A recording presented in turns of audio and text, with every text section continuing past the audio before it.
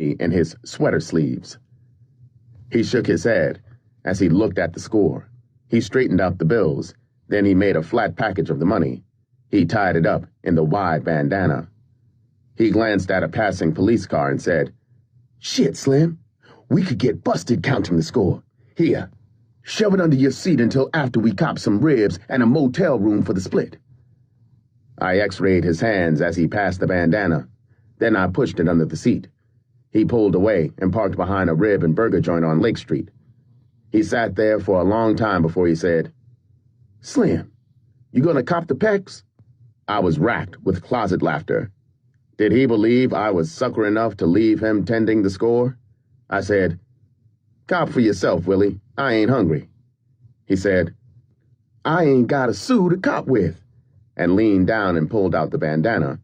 He untied it on the seat and removed a $10 bill. He put our score back under the seat, and his mitt was clean coming out, except for the sawbuck. I hawk-eyed him as he got out and shut the door. He shivered elaborately and opened the car door. He leaned into the car and reached for his beanie draped across the back of the front seat. For only a mini instant was his overcoat a curtain blocking him from view as he lifted off the seat. I thought, Houdini with 4-foot arms couldn't have plucked that score from beneath my seat at that range. Anyway, I bent over and probed until my fingertips touched it. He slammed the door shut. I felt a twinge of guilt watching the wind flap his overcoat tails, that he was trusting me with the score. In a couple of minutes, I heard the thunder of the Lake Street L train pulling into the station down the street. I looked up at it passing on the way to the loop. Was that Willie wrapped in his blue plaid benny grinning down at me from a window in the last car? I tore open the bandana. It was a dummy loaded with funny money.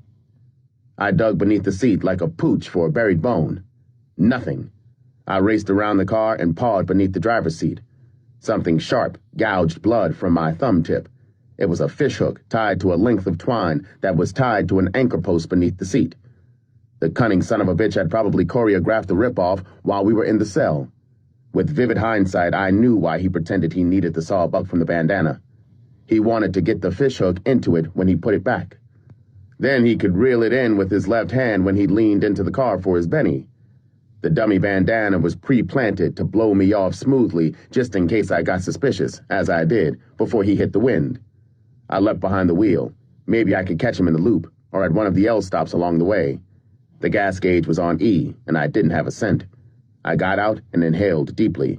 I felt my belly jitterbug in the greasy clouds of soul food aroma floating from the rib joint. I straightened my tie in a gum machine's fractured mirror. Then I psyched up the mirrored Mac man staring back. "You a bad, sugar-wrapping, hoe-stealing motherfucker, ain't you? Ain't nothing can stop a hoe-stalking step like you. Ain't that right?" Frantically, I nodded yes and turned away. I was lucky. It was Black Ghetto Christmas, Saturday night. Easy to cop a hoe. I'd gorilla my Watusi ass into a chrome and leather hoe den and gatto gum my pimp dream shit into some mud kicker's frosty car. I pimp pranced toward a hoe jungle of neon blossoms a half a mile away. Some ass kicker was a cinch to be a hoe short when the joints folded in the AM. To steal a super fox. It was late summer back in the 1940s. The weeks before I had graduated from a federal prison. I was stalking hoe runs in an Ohio burg. It was my birthday. I was holeless, without a sou in my raise.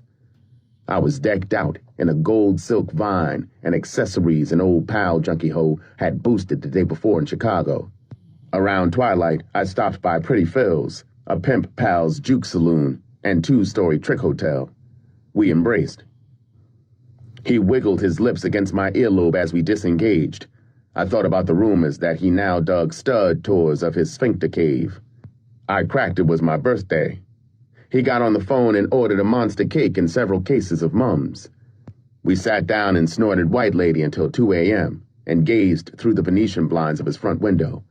A cavalcade of tricks, flatbackers, stuff players, and thieves paraded past. I shifted uneasily when I caught Phil's assassin, Harlequin Great Dane, eyeballing me enigmatically. Phil stroked her muzzle. She sighed and nested her head in his lap. Phil gave me a rundown on every qualified, stealable hoe that passed. His rundowns were boss. Sure, I appreciated the crystal blow and his plans to celebrate my birthday, but had he forgotten what a blue-ribbon pal I had been back in Cleveland several years before? He had blown into town with no hoe, and worse, no wheels and frozen fireworks exploding off his dukes, necessary to cop a star hoe. I had loaned him my total flash.